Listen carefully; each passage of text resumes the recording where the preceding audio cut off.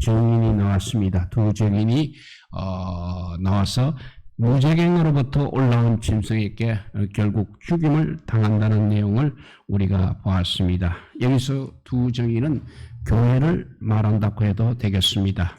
무적행으로부터 올라온 그 짐승은 세상 나라를 말하고 있는 것입니다. 한때 그 짐승은 바벨론이라고 부르기도 했습니다. 나중에는 바사였고 그 다음은 헬라였다가 요한계시록 당시에는 로마가 되었습니다.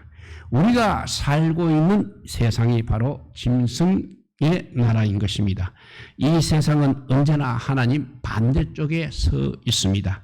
어쨌든 두 증인이 죽었으니까 세상이 보기에는 교회를 이긴 셈이 되는 것입니다. 구약 성경에도 비슷한 이야기가 나오고 있습니다.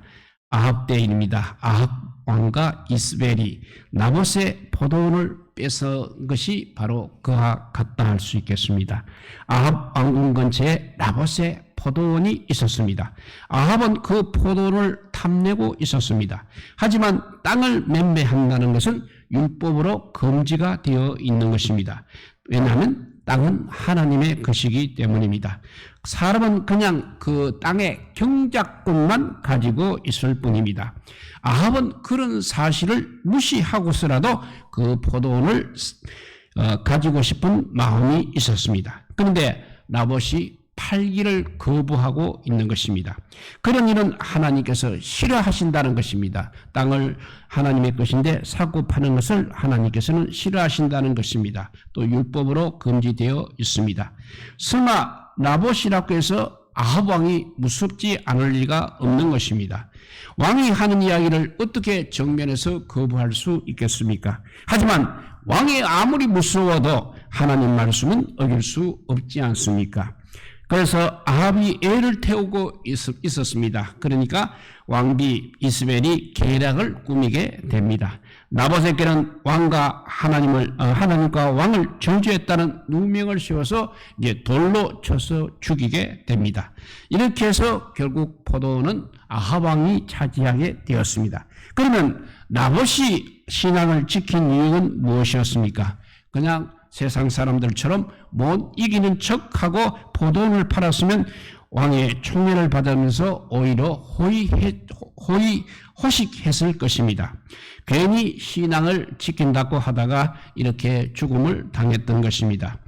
아합과 이스벨의 보기에 나봇은 그야말로 앞뒤가 꽉 막혀서 세상 물정을 모르는 사람으로 보였습니다. 우리가 살고 있는 지금 이 세상이 전부라면 나봇은 정말 미련한 사람이 맞는 것입니다.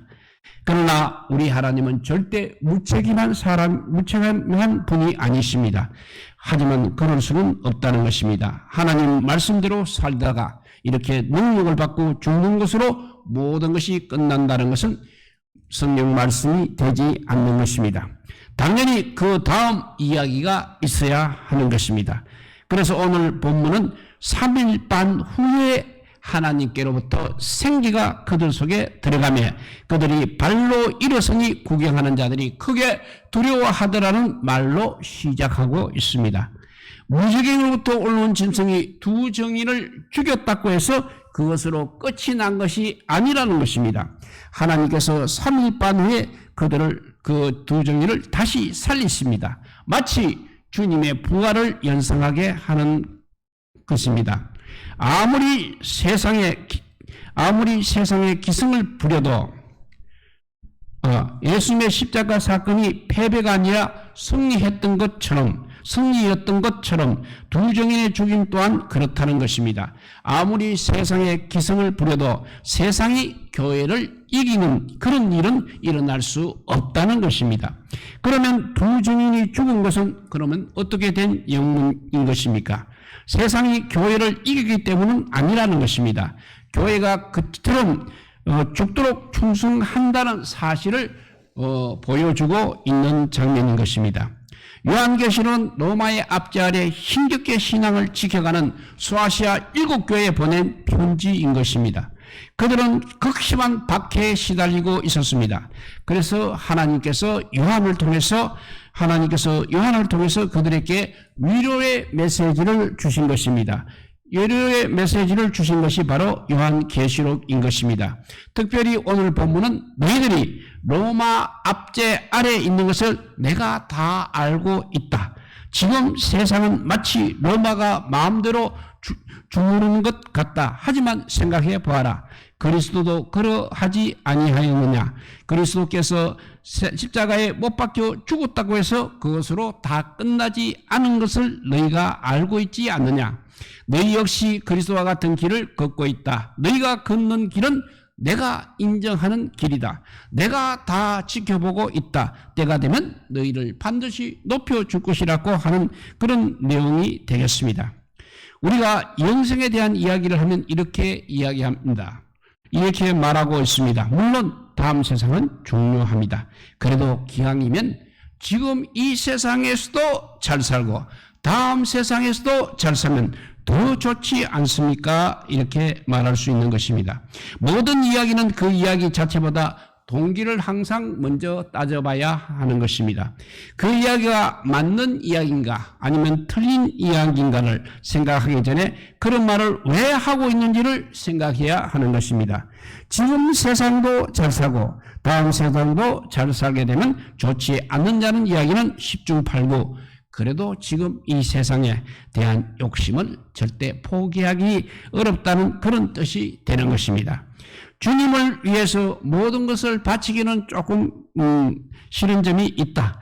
이 세상에 속한 것을 우리가 다 누리면서 주님을 따를 수도 있지 않는가 하는 이야기를 그렇게 돌려서 하는 것입니다.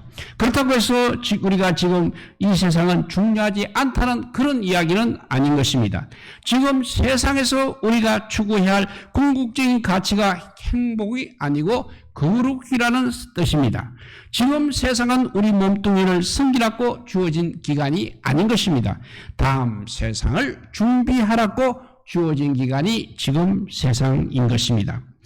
어떤 사람이 있습니다. 사람들을 모아놓고 10만 원씩 나눠주면서 그 돈을 어떻게 쓰는지에 따라 추가로 100억을 더 주겠다고 합니다. 그러면 그 10만 원을 어떻게 써야 하는 것입니까? 그럴 경우 자기 소신껏 쓰는 사람은 아무도 없을 것입니다. 무조건 준 사람이 기준이 될 것입니다. 10만 원과 1000억은 정말 비교 대상이 안 되는 것입니다. 이것을 돈을 시간으로 한번 바꾸어 생각해 봅니다. 군대에서 휴가를 보내면서 부대장이 이렇게 말합니다. 앞으로 사흘간 휴가를 주겠다. 그리고 그 사흘을 어떻게 쓰는지에 따라서 추가로 300일을 더 휴가를 주겠다고 말해도 마찬가지 예가 되는 것입니다. 지금 우리는 지금 세상을 어떻게 보내는지에 따라서 영원을 보상받는 것입니다. 학교 수학 시간에 무한대 개념을 배웠을 것입니다. 분모가 무한대가 되면 분자에 오는 숫자는 아무 의미가 없는 것입니다. 무한대 1도 0이고 무한대 100도 0인 것입니다. 1이라고 해서 100보다 작지 않고 100이라고 해서 1보다 크지 않다는 것입니다. 지금 세상과 다음 세상이 바로 그렇다는 것입니다. 지금 세상도 잘 살고 다음 세상도 잘 사는 것이 제일 좋기는 합니다. 그리고 그 다음에는 지금 세상은 조금 못 살게 되지만 다음 세상을 잘 사는 것이 두 번째 정도로 좋은 것입니다. 세 번째는 지금 세상을 잘 살아도 다음 세상을 못 사는 것이 그 다음 순위고 가장 나쁜 것은 지금 세상도 못 살고 다음 세상도 못 사는 것이 아니라는 것입니다. 그런 식의 이야기가 사실이라면 누군가 천국에서 하나님 저를 구원해 주신 것은 감사합니다. 그런데 기왕이면 세상에서도 잘 살게 해 주셨으면 더 좋지 않습니까? 제가 못 누린 세상 재미는 언제 누리게 해 주시겠습니까? 라고 할 수도 있다는 뜻이 되는 것입니다. 그것은 도무지 말이 되지 않는 것입니다. 우리는 지금 세상과 다음 세상을 양손에 떡처럼 그렇게 들고 있는 그런 사람들이 아닙니다. 지금 세상은 반드시 다음 세상을 위한 통로가 되는 것입니다. 오늘 12절 말씀은 하나님께서 두 증인을 지금 세상에서 다음 세상으로 초대하는 그 내용이 되겠습니다. 하늘로부터 큰 음성이 있어 이리로 올라오라 함을 그들이 듣고 구름을 타고 하늘로 올라가니 그들의 원수들도 구경하더라 했습니다.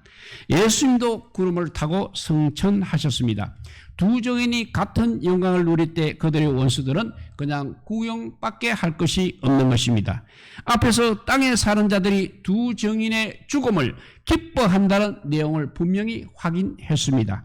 그들의 시체를 장사 지내지 못하게 하며 자기들끼리 승리를 자축까지 했습니다. 하지만 불과 3일 반 사이에 처지가 완전히 바뀌어지는 것입니다. 예수님께서 십자가에 죽으셨을 때 사탄은 자기가 이긴 줄 알았습니다. 그렇지만 예수님의 부활로 상황이 역전된 것과 같은 이치입니다. 그들에게 남은 일은 이제 하나님을 거스른 대가를 치르는 일이 남아 있습니다. 그래서 큰 지진이 나서 성 10분의 1이 무너지고 사람 7천이 죽었다고 했습니다. 또 남은 자들은 두려워하여 영광을 하나님께 돌리고 있습니다. 이 세상을 삶의 근거로 삼고 있는 사람들은 심판하는 재앙으로는 지진이 가장 잘 어울리는 것입니다. 이 세상의 기초가 무너지는 재앙이기 때문에 그렇습니다. 그런 재앙으로 성 10분의 1이 무너지게 되는 것입니다. 그렇다고 해서 10%는 무너졌지만 90%는 보존된다는 그런 이야기가 아닌 것입니다. 11조가 무슨 뜻이겠습니까? 소득의 10%는 하나님의 몫이지만 90%는 우리 몫이라는 그런 뜻이 아니라는 것과 같은 것입니다. 모두가 100%가 다 하나님의 소유라는 뜻입니다. 지진으로 성이 무너진 시점을 한번 생각해 보십시오. 두 정인이 이제 구름을 타고 하늘에 올라갔습니다. 그리고 교회가 들림을 받습니다. 그러면 세상에 남은 것은 이제 심판뿐인 것입니다. 그러면 10%만 심판하고 90%는 남겨둘 이유가 없는 것입니다. 성 10분의 1은 곧 성 전체를 말하고 있는 것입니다. 또 지진에 죽은 사람이 7천이라고 했습니다.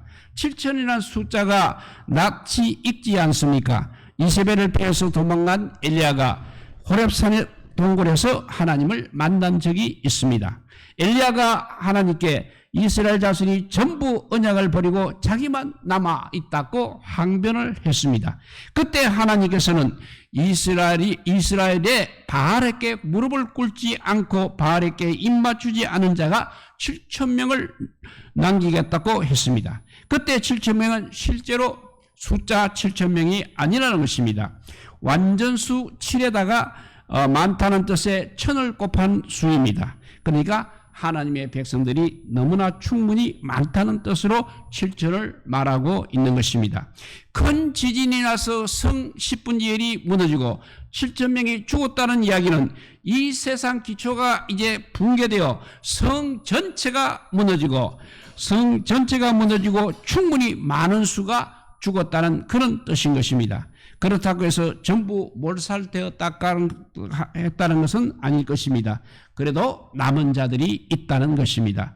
그 남은 자들은 이제 두려워하여서 하나님께 영광을 돌리게 되는 것입니다. 마치 큰 재앙 속에서 목숨을 건진 사람들은 결국 회개를 하고 하나님께 돌아왔다는 뜻과 같은 이야기입니다. 하지만 그럴 수는 없습니다. 이미 두 정인의 사역이 끝났기 때문입니다. 그러니까 두 정인이 살아 올라감으로써 회개의 때가 이제 지나갔다는 뜻이 되겠습니다. 모든 성도들은 구름을 타고 이렇게 하늘에 올라갔습니다. 이제 세상에는 성도가 남아있지 않습니다. 결국 남아있는 사람들은 자기들의 죄를 잡아가고 하나님 백성으로 편입되는 것이 아니라는 것입니다. 출애굽 때 바로처럼 한 것입니다. 그때 바로도 하나님을 두려워했습니다. 하나님은 바로를 통하여서 영광을 받았습니다.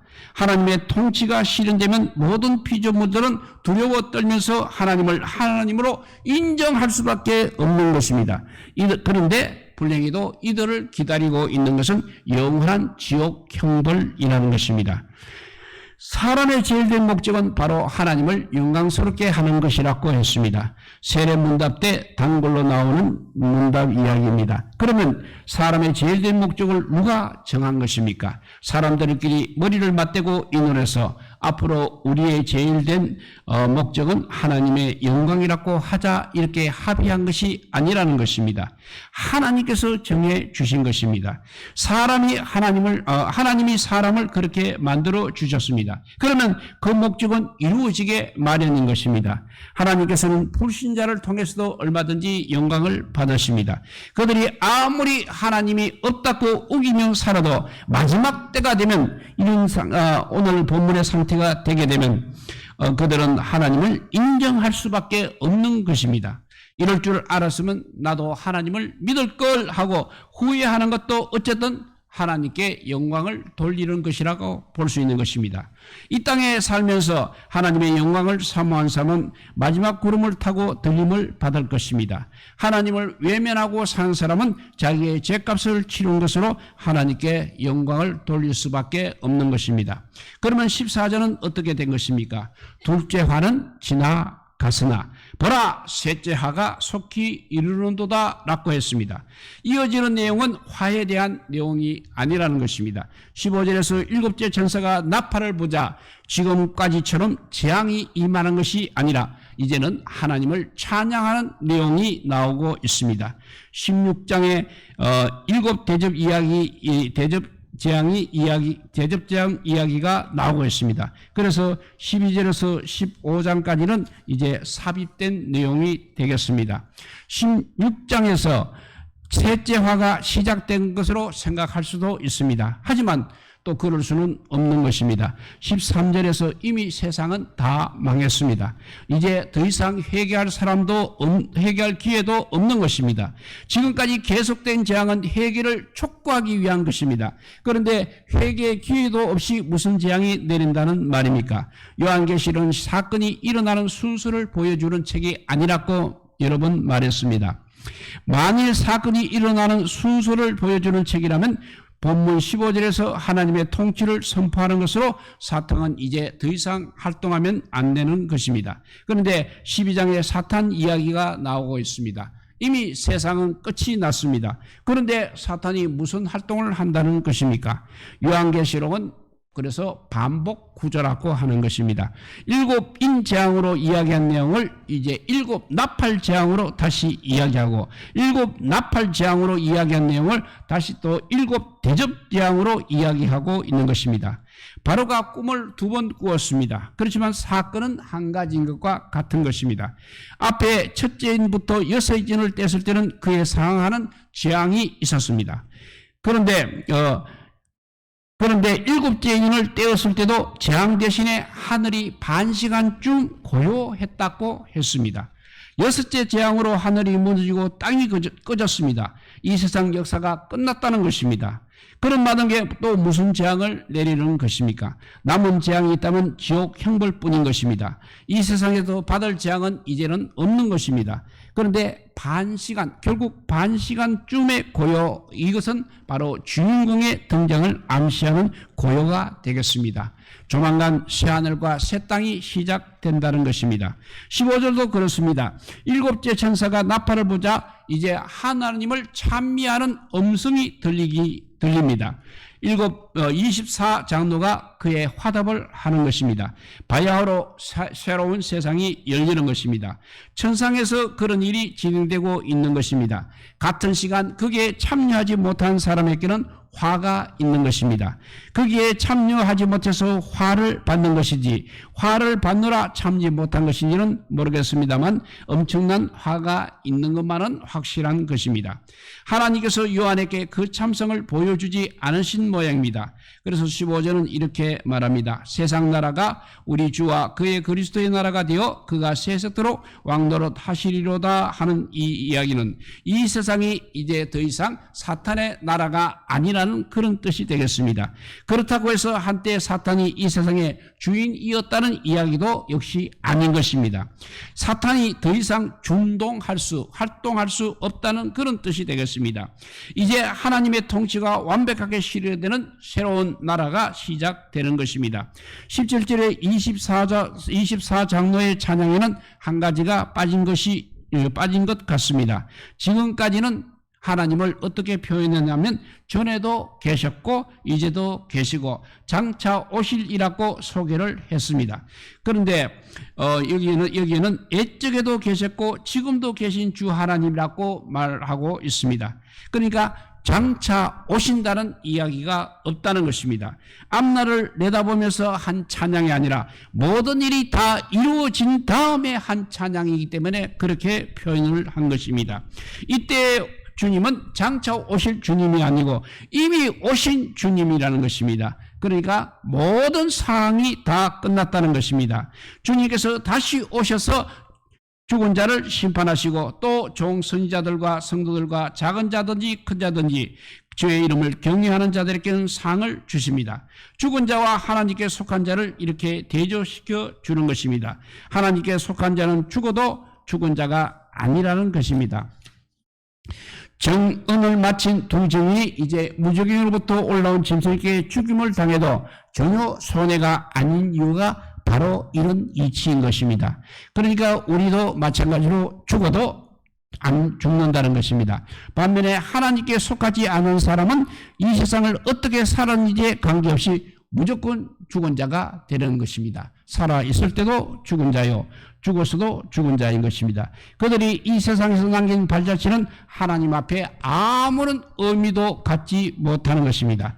그들은 단지 심판의 대상일 뿐인 것입니다. 지난 2003년에 대북 불법 송금 문제로 조사를 받던 대기업 총수가 스스로 목숨을 끊는 일이 일어났습니다. 그것으로 수사가 종결되었습니다. 피의자가 없어졌습니다. 그러니 공소할 근거가 없어진 것입니다. 세상 법정에서는 아무리 큰 죄를 지어도 죽으면 그만입니다. 하지만 하나님 앞에서는 그것이 통하지 않는다는 것입니다. 하나님께서는 죽은 다음에도 책임을 반드시 물으신다는 것입니다. 이 세상을 살다 죽는 것으로 모든 것이 끝나는 것이 아니라는 것입니다.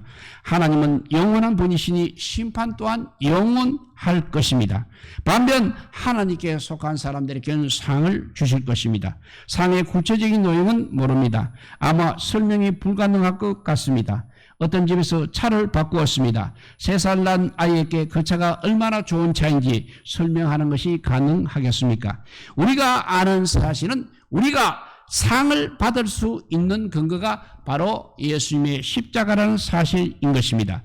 하나님께서는 우리에게 상을 주시기 위해서 그 아들을 십자가에 못 박으셨습니다. 그러니 그 상이 보통 상이겠습니까? 무지무지하게 영광스러운 상이 분명합니다. 육체에 속한 우리로서는 그것을 헤아려 볼 수 없는 것입니다. 제한된 우리의 언어로는 설명이 불가능한 일이 우리를 기다리고 있을 것입니다. 우리가 아는 것은 거기까지 뿐인 것입니다.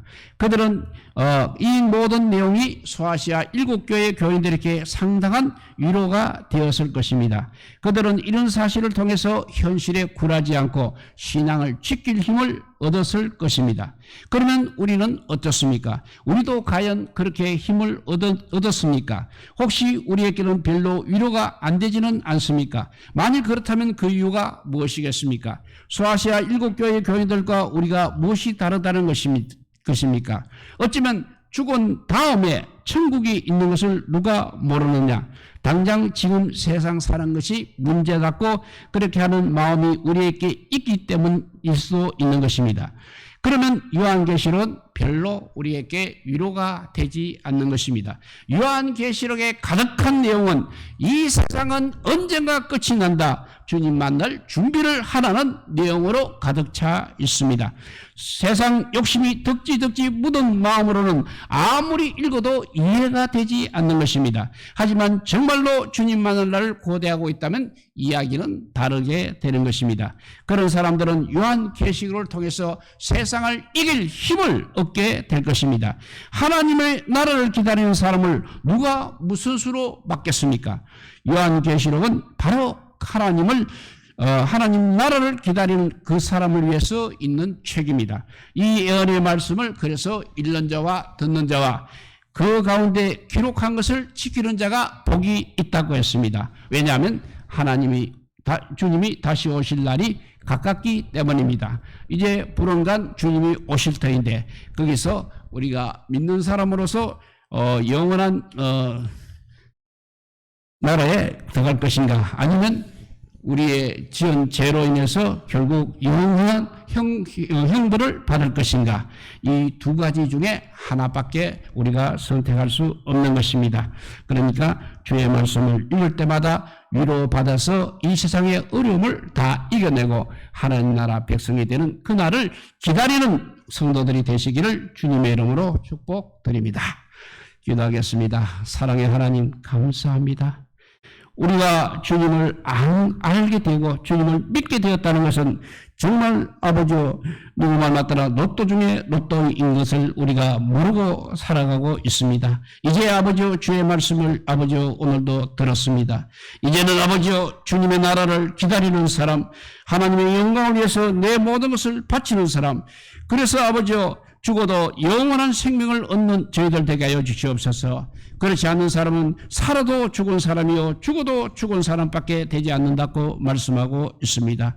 이 진리를 우리가 알고 있음에도 불구하고 그래도 세상에서도 잘 살아야 하지 않겠나 하고 가끔 죄를 짓기도 하고 하나님 말씀에 어긋나기도 합니다. 주님 용서하여 주시고 그때마다 다시 일어나서 하나님의 백성으로 변화받을 수 있도록 회개할 수 있도록 우리를 인도하여 주시옵소서. 그래서 마지막까지 아버지 이 땅에서의 삶보다는 하늘나라 삶을 기다리고 준비하는 저희들 되게 하여 주시기를 간절히 빌고 오나올 때 우리 구주 예수 그리스도 이름으로 기도드리옵나이다. 아멘.